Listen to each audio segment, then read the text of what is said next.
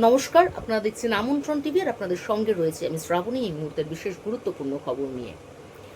আহমেদাবাদ বিমান দুর্ঘটনার রেশ কাটতে না কাটতেই এয়ার ইন্ডিয়ার একের পর এক বিমান কিন্তু যান্ত্রিক গোলযোগের সৃষ্টি হচ্ছে। সেই কারণে কিন্তু তাদেরকে কখনো মাঝপথে ফিরিয়ে দেওয়া হচ্ছে, কখনো বা আবার জরুরি অবতরণ করানো হচ্ছে। এমনই একটা ঘটনা ঘটেছে গতকাল রাত 12:40 নাগাদ। সান ফ্রান্সিসকো থেকে কলকাতা হয়ে মুম্বাই আসছিল বিমানটি। এয়ার ইন্ডিয়া AI-180 এই বিমানটি যখন সান ফ্রান্সিসকো থেকে কলকাতায় আসে পৌঁছয়, তখন কিন্তু পাইলট কোনো কারণে মনে করে যে ইঞ্জিনে কোনো রকম যান্ত্রিক গোলযোগের সৃষ্টি হচ্ছে। তার কারণে কিন্তু তিনি কলকাতাতেই কিন্তু অবতরণ করিয়ে যাত্রীদের সুরক্ষিতভাবে সেখানে নামান এবং যাত্রীদেরকে অবশ্যই মুম্বাই যাওয়ার জন্য তারাই ব্যবস্থা করে দেন। অর্থাৎ এয়ার ইন্ডিয়ার তরফ থেকেই অন্য একটি বিমানে করে মুম্বাই যাওয়ার ব্যবস্থা করে দেওয়া হয়। এয়ার ইন্ডিয়া সান ফ্রান্সিসকোর যে AI-180 বিমানটি রয়েছে সেটি কিন্তু কলকাতা থেকে আর মুম্বাইয়ের উদ্দেশ্যে সেই মুহূর্তে রওনা হতে পারেনি, কারণ যান্ত্রিক গোলযোগ ছিল। এছাড়াও কিন্তু আমরা দেখেছি যে ড্রিমলাইন্সের যে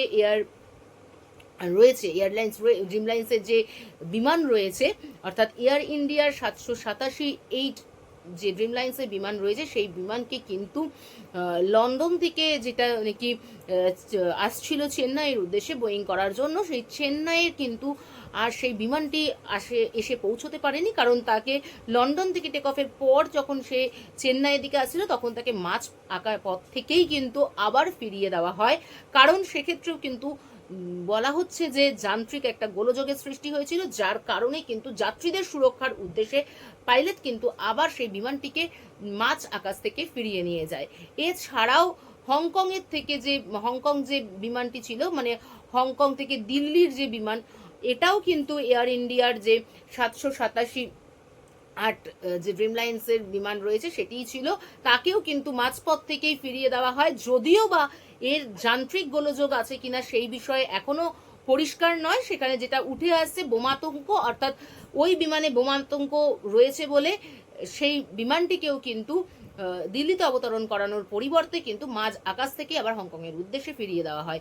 এয়ার ইন্ডিয়ার যে একের পর এক বিমানে যান্ত্রিক গোলযোগ ঘটছে, বা এই যে এয়ার ইন্ডিয়ার বিমানটি যে মানে ক্ল্যাশ হলো আহমেদাবাদে, সেক্ষেত্রে কিন্তু কোথাও গেলে একটা যাত্রী নিরাপত্তার বা যাত্রী সুরক্ষার একটা প্রশ্নচিহ্ন উঠেই যাচ্ছে। যদিও বিমানের ক্যাপ্টেন অর্থাৎ পাইলট বা বিমান ক্রু বা বিশেষজ্ঞ যারা রয়েছে, এছাড়াও যে কর্তৃপক্ষ রয়েছে অর্থাৎ এয়ারলাইন্স কর্তৃপক্ষ রয়েছে, তারা কিন্তু জানিয়েছেন যে একটি বিমানকে যখনই টেক অফ করানো হয় তার আগে কিন্তু বিমানের 14 দফার চেকলিস্ট কিন্তু খতিয়ে দেখা হয়, তারপরে কিন্তু একটি বিমানকে পারমিশন দেওয়া হয় টেক অফ করার জন্য।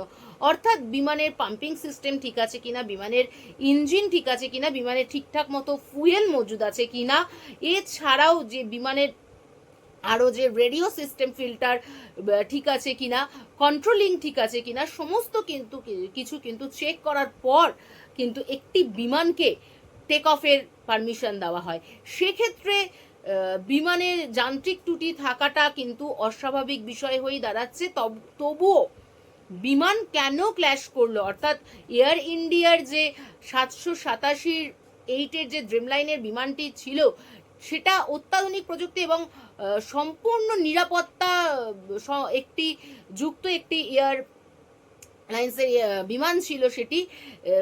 তাহলেও কেন তার এত বড় দুর্ঘটনা ঘটলো, যাতে 250 জন ক্রু মেম্বার সহ পাইলট সহ প্রায় 250 জন যাত্রী সেখানে মৃত্যু ঘটলো। শুধু বিমানে যারা যাত্রা করছিলেন সেই যাত্রী বা ক্রু মেম্বার বা পাইলট না, তার পাশাপাশি কিন্তু বিমানটি যেখানে ভেঙে পড়েছিল, অর্থাৎ আহমেদাবাদের যে মেডিকেল কলেজ হসপিটাল রয়েছে সেখানে যে ভেঙে পড়েছে, সেখানেও কিন্তু যে মেডিকেল পড়ুয়া রয়েছে সেখানে কিন্তু তাদেরও মৃত্যু ঘটেছে। এত বড় একটা দুর্ঘটনা ঘটার পরেও কেন একের পর এক বিমানে যান্ত্রিক গোলযোগ সৃষ্টি হচ্ছে, বা কেন একের পর এক বিমানকে মাঝ আকাশ থেকে ফিরিয়ে দেওয়া হচ্ছে, অবতরণ করানো হচ্ছে না সঠিক জায়গায়, বা কেন জরুরি অবতরণের প্রয়োজন পড়ছে, কেন এত যান্ত্রিক ত্রুটি, এত বড় বিমান দুর্ঘটনার পরেও কেন এয়ারলাইন্স কর্তৃপক্ষ ঠিকঠাক মতো ব্যবস্থা নিচ্ছে না, নাকি অন্য কোনো কারণ রয়েছে এর পেছনে, সেটা কিন্তু উঠেই আসে। এটার উপরে কিন্তু একটা খুব বড় প্রশ্নচিহ্ন উঠেছে, কারণ যেখানে যাত্রী সুরক্ষার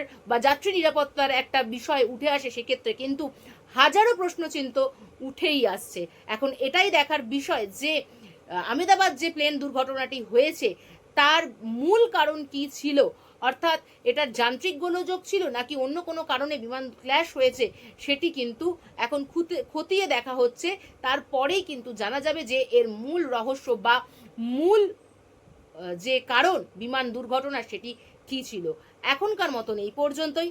আপনারা দেখছেন আমন্ত্রণ টিভি। আমাদের সাথে থাকুন, আমাদের পাশে থাকুন। আরও এই ধরনের খবরের আপডেটের জন্য আমাদের চ্যানেলটি অবশ্যই লাইক, শেয়ার এবং সাবস্ক্রাইব করুন। আপনারা দেখছেন আমন্ত্রণ টিভি। দেখুন, জানুন, মেতে উঠুন।